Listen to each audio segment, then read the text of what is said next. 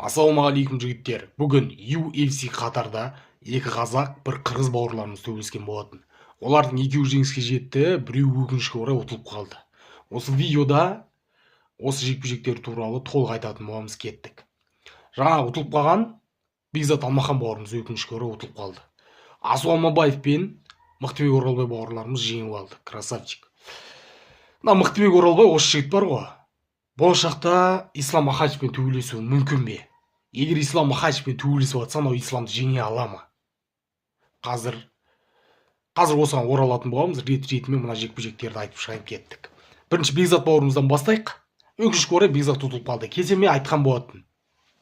Бекзат пен Топырияның жекпе-жегі туралы. Бұл жекпе-жек төрешілердің шешіміне дейін баратын болса, онда Топырия жеңіп алады деп. Тура сондай болды. Айттым мен. Бекзат жеңу үшін бұл жекпе-жек мерзімнен бұрын, яғни асыру үшін аяқталу керек. Бірінші, екінші раундта Бекзат нокаутпен ұтады. Ал бірінші, екінші раундта Бекзат ұта алмаса, төрешілердің шешіміне дейін созылады бұл жекпе-жек. Одан кейін мына Топырия жеңіп алады дедім. Тура сондай болды. Одан мен айттым, Топырия Бекзатпен ашық жекпе-жекке бармайды. Одан кейін Топырия күреседі дедім. Тура солай болды, күреске барды. Мына Бекзатпен күресіп, сондағы мақсаты Топырияның мақсаты. Жаңағы Бекзатпен күрескенде Бекзат мына Топырияның күресіне қарсы тұра білді да. Базар жоқ қарсыласы да. Топырия мынаны құлатып алады, бірақ Бекзат ана жерден тұрып кетіп атты да. Мынаның күресіне қарсы тұра білді.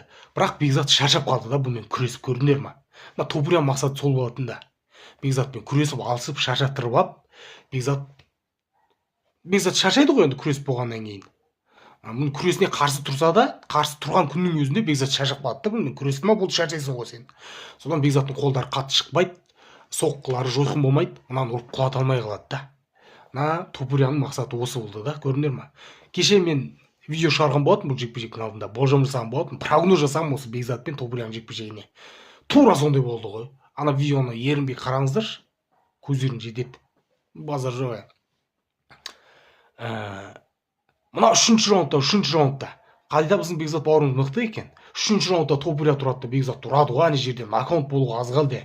Бекзаттың орнында басқа біреу болғанда, үшінші раундта ана жерде құлап қалатын еді. Қайда біздің Бекзат бауырымыз мықты екен, құламай қалды ғой ана жерде. Екі рет тұрып жерді. Бір рет қатты тиді, екінші рет сәл ақырындау тиді, бірақ одан оңдырмай тиді. Бірақ сонда да Бекзат құламай кетті да. Солай болды. Видеода тұр, каналда тұр, қараңыздаршы. Болжам жасаған болады, мен айттым, бұл жекпе-жек асыру үшін бітсе, онда Бекзат жеңеді. Ал егер төрешілердің шешімінен дейін баратын болса, онда Топырия жеңеді деген болатын. Тура сондай болды ғой, базар жоқ. Одан кейін Асу Алмабаев бауырымыз жекпе-жегіне келейік.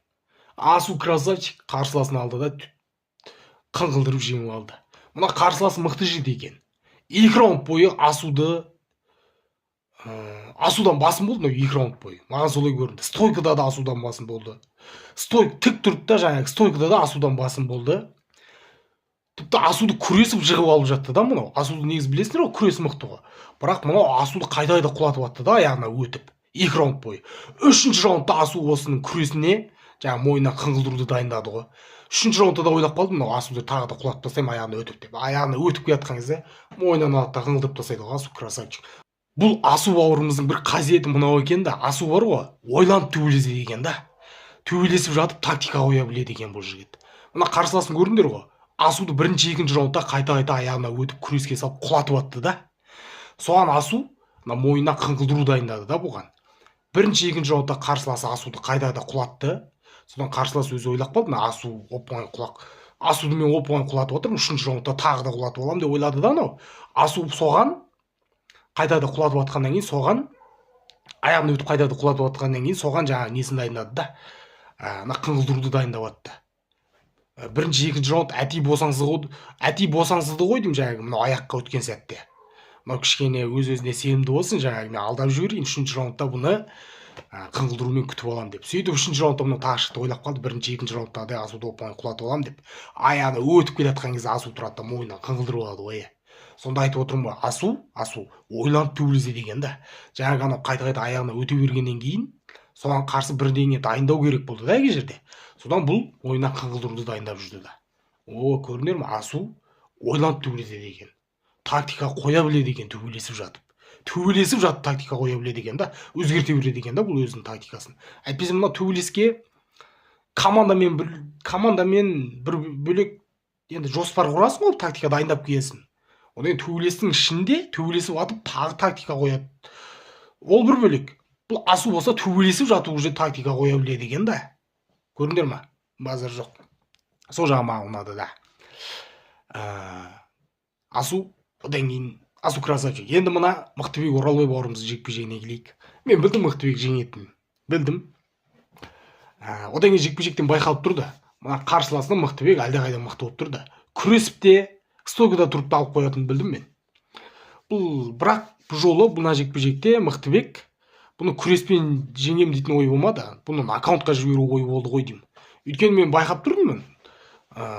Мен біліп тұрдым бұны. Күресіп те, стойкада да алып қоятын. Бұл Мықтыбек қазір 77-ге көтерілді да.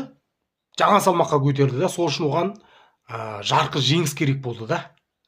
UFC-дің көзіне түсу керек болды да. Сол үшін ол бұл жекпе-жекте күреске салмай, нокаутпен ананы ұтуға тырысса, жаңа өз мақсаты сол болды. Нокаутпен ұту керек болды ананы.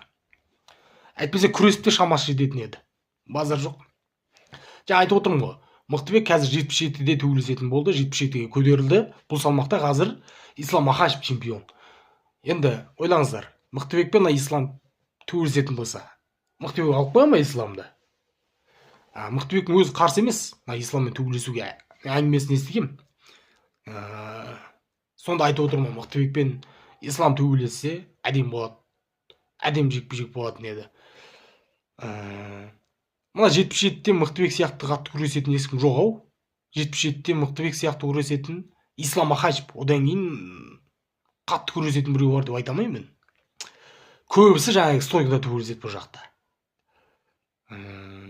Мықтыбек сияқты қатты күресетін адам жоқ ау. Ислам Махачевтің күресіне қарсы тұратын біреу болса, осы Мықтыбек ау деп ойлап отырмын. Бірақ біздің Шавкатта бар енді. Именно күрес жағын айтамын да, күрес жағы. Мықтыбек қана қарсы тұра алады ау мынау Исламның күресіне. Егер екеуін күрестіретін болса, бұлар күрестіретін болса, енді төбелесте басқаша ғой, төбелесте күрескен ол басқаша. Жалпы күрестерін айтып отырмын енді. Күрестің деңгейін айтып отырмын да. Мықтыбек Оралбай ғана ол. Мықтыбек Оралбай ғана Исламның күресіне төтеп бере алатын деп ойлаймын өз басым. Одан біздің Шавкат. Осы екеуі ғана Ислам күресіне қарсы тұрса қарсы тұрады. Қалғандарын айта алмаймын. Бірақ енді 77-те небір қасқырлар бар, көреміз әкесі. Бірақ Ислам мына Мықтыбекпен, біздің Шавкатпен төбелеспейтін жар, ол алдында айтып отыр ғой. Усманмен төбелесем анау мынау деп. Оған бар ғой, қазір 77-те чемпион болды. Енді бір рет мына белдігін қорғап, содан кейін төбелесті қоятын шығар. Сол үшін жаңағы Усманды айтып отыр да, кішкене шал ғой анау. Шамам жетеді деп өзінше. Әйтпесе Усманның қазір Усман шал болып қалды ғой, бұрынғыдай. Бұрын жас кезінде базар жоқ. Ол кезде айтса, қазір сол Ислам мақсат сол сияқты қазір мына 77-тегі белдігін бір қорғап алып, мына шалға қарсы, содан кейін карьерасын аяқтайды ау. Мықтыбек, біздің Шавкат сияқты мықтылармен бұл төбелеспейді деп отырмын енді. Сол жалпы әдемі жекпе-жек болды бүгін Қатарда. Басты жекпе-жек жаңағы Царукян мен Хукердің жекпе-жегі болды. Оның барлығын білген шығарсыңдар, Царукян жеңетін. Хукердің 30 шақты жекпе-жегі бар, соның 14-інде жеңілген ба сондай бірдеңесі бар. UFC-де төбелесіп жүргелі 10 жыл болды ма сондай. Бәріміз білдік енді жеңілетін. Красавчик. Енді Царукян қазір өзі мына салмақта чемпион кім? 66-та. 60 ма, 66 ма, 70 па қанша анау? Ислам бұрынғы салмақта чемпион кім бұл салмақта? Енді Царукян белдікке төбелесетін шығар, қанша жыл болды бұл жігіт төбелесем деп жүргелі. Тағы не қызық болды бұл жекпе-жекте. Кім төбелесті? Тагир төбелесті. Өткенде біздің Азатпен төбелесіп, төрешілердің шешімімен жеңгеткен болатын. Содан елдің бәрі шулап отыр жаңағы. Әділ болмады анау мынау деп. Бұл жол бір жапон жігітпен төбелесті. Ана жапонның оқыс екені. Тұрып таяқ жеді ана Тагирі. Тагирді бірінші раундта шыққаннан бастап сабады ғой мынау. Сабады ана жекпе-жекті көріңдерші, сабады ғой әкесін ауызы. Батшын шығарып ұрды. Алтта қыңылдырып ұйықтатып тастайды ғой Тагирді, ойлаңыздаршы. Кеше көз түйістіріп атты ғой кеше. Сөзі көрген ма аны? Ана жапон обал болады ау деп. Кішкентай екен жапонның бойы, кіп кішкентай.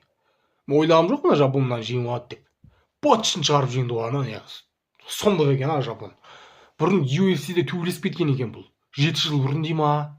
Содан міне тағы келіп отыр екен. 37-те ма сондай екен. Жасы келіп қалған екен. Енді мына салмақ үшін 37 ол мына жеңіл салмақ үшін 37 дейтін ол қиындау болады да. Бірақ мынауың 37-демін деп тұрған жоқ мынауың. Біразын переді ау мына салмақта қиын екен мынау. Көрдіңдер ме Тагирді қалай ұрып салғанын? Бытшын шығарып ұрды ғой әкесі. Мазыр жоқ Сондай қызықтар болды. Өкінішке орай Бекзат бауырымыз ұтылып қалды. Сол. Топурияңда оқыс екен да бұл. Елдің бәрі ойлап жатыр да енді. Ойлағанда бұл жекпе-жектің алдында. Ана Топурия ағасы Илья Топурияның арқасында UFC-ге келген жігіт деп. Мынада да бірдеңе бар екен, мықты екен мына жігіт. Бұның жекпе-жегі бұған қарағанда біздің Бекзаттың жекпе-жегі көбірек те, тәжірибесі көп та былай төбелескен. Бірақ мынауың бір тәжірибесіз деп айта алмаймын, төбелесін көрдіңдер ғой, қалай салқынған төбелеседі, эмоцияға берілмей, өте не төбелеседі екен, сақ төбелеседі екен да. Қуып кетпей, сасқалақтамай, көрдіңдер ғой. Мықты жігіт екен, базар жоқ.